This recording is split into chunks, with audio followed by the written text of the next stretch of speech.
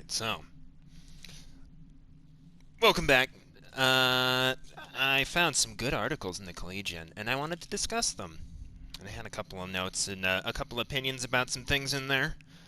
Uh, so let's get right into it. First, let's go to the ready room. It's been a while. I'm trying to remember the navigation here. There we go. Alright, so on the front page, you have an activist, and she's holding a banner with another gal. It says "Defund the Police" on there, and she's holding it with one hand while she kind of looks down at her cell phone with her other hand. And I don't know. I kind of don't like the privileged armchair activism where you're making a statement and the whole movement is just weird to me. But I think I've made that opinion clear. What else do we got? I'll just read a couple paragraphs from this first article. There's other ones that are more interesting. We'll get to those in a minute. But first, by Natalie Weiland, breaking down Defund the Police and what that means locally. In recent months, the phrase "defund the police" has become a rallying cry for protesters in the wake of George Floyd's death. The phrase appears anywhere from masks and t-shirts to protests in the street.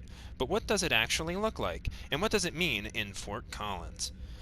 So the funny thing is, the phrase appears anywhere from masks and t-shirts. So, part of global capitalism, that's really what the problem is with a lot of this. But, if it sells a t-shirt, it's like a Rage Against the Machine concert where they're all, down with capitalism, but then it's like $300 to get into the venue. It doesn't seem to bother people of this temperament. I'm not sure why. Controller's a little wonky. There we go. And let's see. At its core, the movement to defund the police advocates for the reallocation of some funds from police departments to community resources, such as mental health services, aimed at preventing crime from happening in the first place. That means that existing police systems would remain intact, just with reforms intended to increase safety and decrease the use of deadly force. One of these students supports the movement, said, "Obviously, I think what we need to do is defund the police and, focus more on community-based policing. So don't have police try to be jack of all trades. Have specialists for mental health crises for people on drugs and those kinds of things. We shouldn't have the police dipping into every kind of category and not being able to effectively do their jobs wholeheartedly."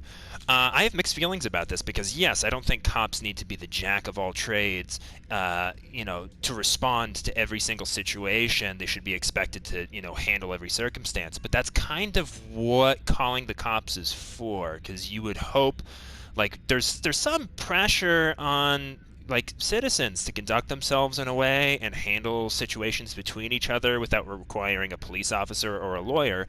And the failure to do that brings about the guy with the billy club. And he's always going to be the guy with the billy club, and his presence is always going to suggest force, because that's what is requested when you call the police. So just kind of pairing them up with a social worker, I don't know. I'm not sure about that. Yeah, I appreciate that sentiment, though, of, recognizing we can't have the police do everything. But, what was my next point? See, listen to that. That is real newsprint right there that you're hearing. That's the real deal. You can't smell it through the microphone. It smells like newsprint, too. I better be careful in the age of COVID, though. Yeah, the article continues. There's a bill called the George Floyd Justice and Policing Act, and banning chokeholds, etc. I don't think defunding police is ultimately going to make or break society, says a CSU freshman. I think we need to keep our police, keep aiding them, but again, we're still going to need that money to do that. The main goal isn't to do some of the things we've seen in the news. Their main goal isn't to do some of the things we've seen in the news. So I think that's very telling. She's saying the main goal of the police is to not do things that we disapprove of on TV. And that is an example of the tail wagging the dog. So we need to restructure society around the appearances instead of what is actually going on. I don't think the news should lead how society should be reformed. I think they should cover what's happening instead of generating a narrative that creates this, imperative uh, for people to go out and do quote unquote activism. So yeah, I just wanted to call out there's some backwards attitudes in there, and I understand, but uh, stop doing things that we see in the news. It's like, well, do you know that is very much a narrative that is shaped to propel society in a certain direction, especially the language that is used when people use it over and over again. And I'll kind of jump into this little point I wanted to make for a while.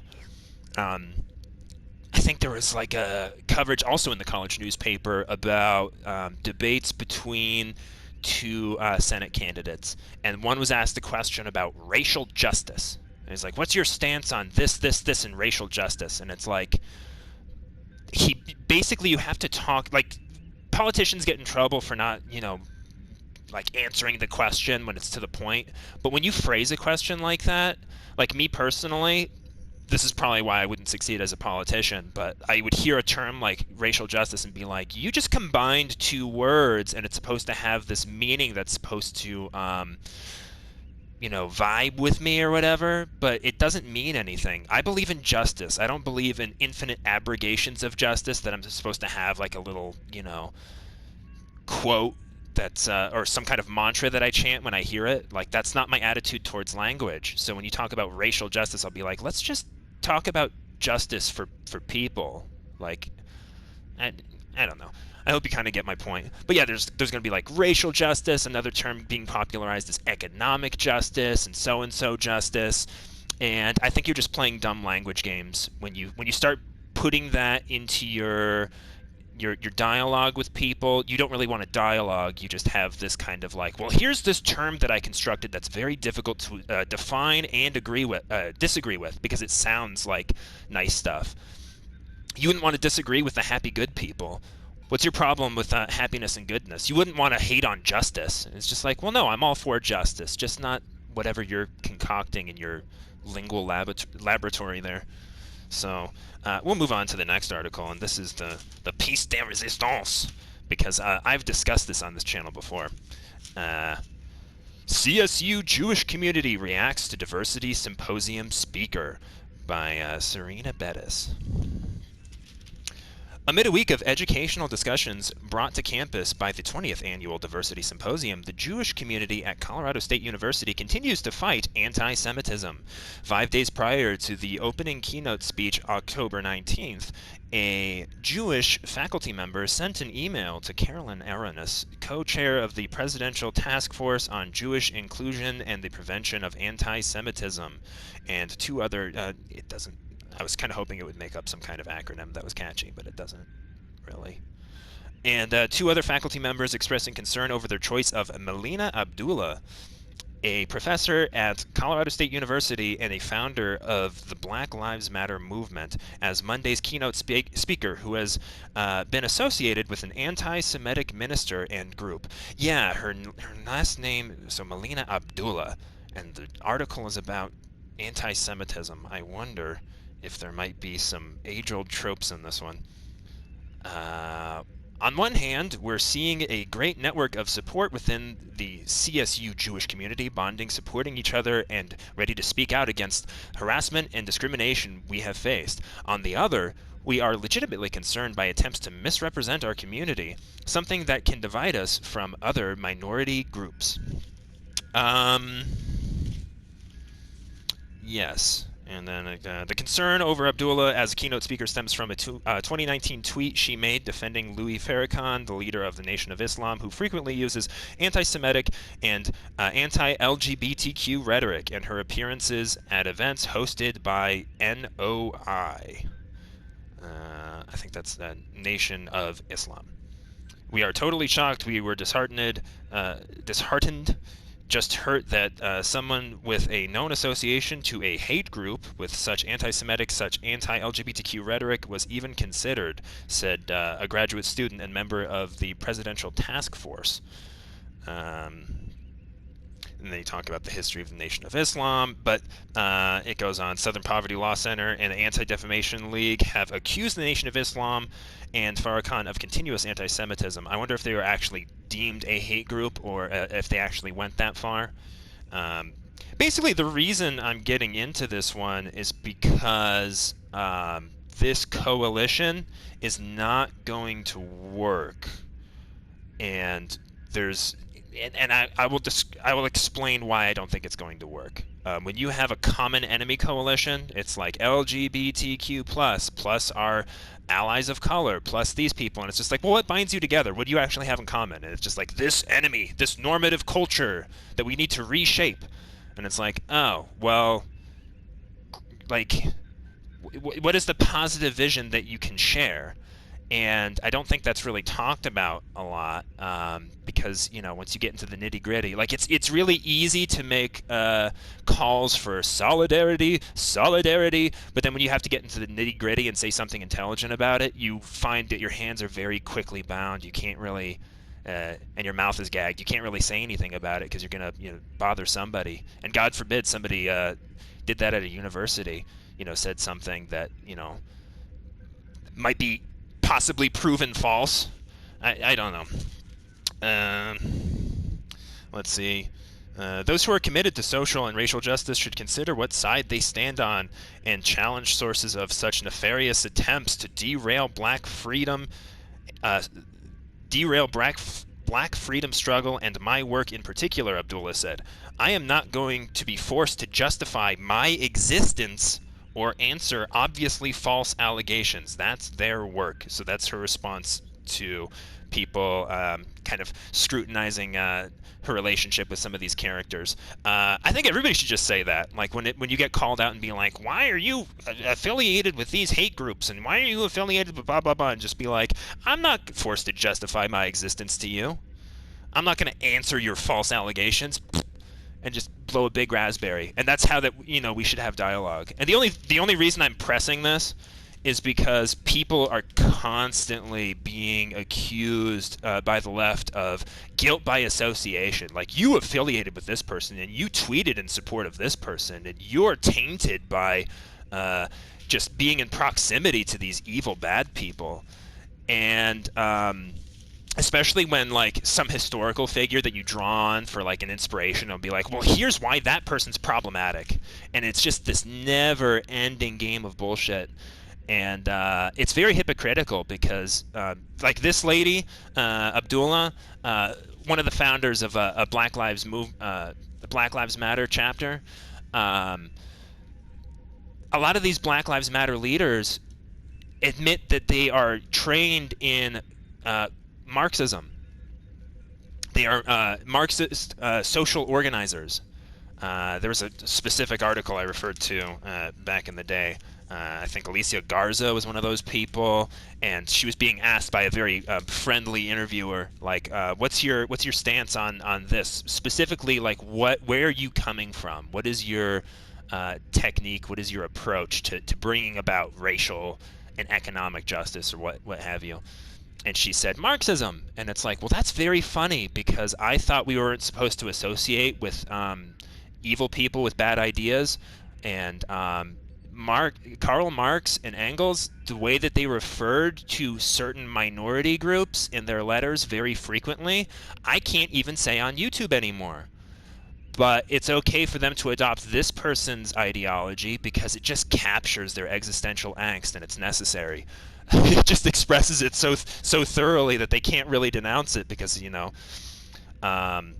or they can just use some kind of new euphemism to be like, well, it's not Marxism, it's social justice, it's social something, something, something. And it's just like, oh, well, that's great. Just keep rebranding yourself so that you can retain your retrograde ideas. That's a great thing. And it's just the attitude towards language. I was going to hop into one more little pet peeve. I don't think I have another article. But yeah, the whole thing about the Jewish community and then the diversity symposium leader, them not being thrilled with the guest. I will again bring up the time that Dennis Prager, an observant Jew, came to campus and said conservative things, and he was called a white supremacist in print by the very same publication that I was just reading. And I don't think it stirred up controversy with a lot of people. And so, when you're talking about how white liberals are supposed to view any intersectional spats between different minority groups, like Jews and blacks, for example, just look at the person who is succeeding economically and doesn't need their help and go, well, if they are doing well and they're making money, they are benefiting from a system of white supremacy, and therefore they are white supremacists. So I think that's literally the level of rationale that we're dealing with. That's how dumb this stuff is. I don't know. The other thing I'm just going to tack on at the end about all the language games that we're dealing with, I find it interesting that when you were talking at a university, especially in the social sciences, and people look at a lot of the theories, so when work comes out of a university, that university is accredited and it suggests that you have mastered some kind of discipline. And that is what gives you the authority, that you have held yourself to certain standards. And a lot of these lefty people will look at the university and say, oh, well, falsifiability and the scientific method and all of that is, that was set up by dead white men, and that is white supremacy, so we can just dispense with all of that and do science by consensus. And that science will suggest authority without actually having any of the elements that make science authoritative. And that's another example of this language game where it's like, well, just listen to the science. And it's just like, what unfalsifiable pseudoscientific nonsense are you thrusting on me now? And basically playing this game of chicken where it's just like, call bullshit on this. I think a lot of people would rather have easy answers than be confronted with uncertainty. And they would rather have people lie to them, which is why, I wonder, why do people listen to CNN and then it didn't pan out and they never really did a retraction and they just do it over and over and over again? It's like, aren't you tired of being lied to? And they're like, nope, give me more. And it's like, okay, well, it's just this whole environment, and I've seen it depicted in other circumstances, or like in film, where it's like these communists just all are snitching on each other and undermining each other and saying things that they don't believe, and they demanded that situation. They created that situation for themselves. And I think people have this view as like, no, some one dictator forced all of us to live this way. And it's like, no, you chose it. And there were people that were telling you that you were full of shit, but it didn't matter to you because you kind of think everybody's full of shit. You think everything is just a language game, and it's all socially constructed, and that language is there to extort things that you need from reality. Because, nothing's true, just speak your truth. Anyway, it's blah, blah, blah, blah. It's all been said. But, yeah, here I am. The governor is back at the desk. I got my hydro flask. I'm ready for more missions, for more articles and literary analysis and what have yous. Peace.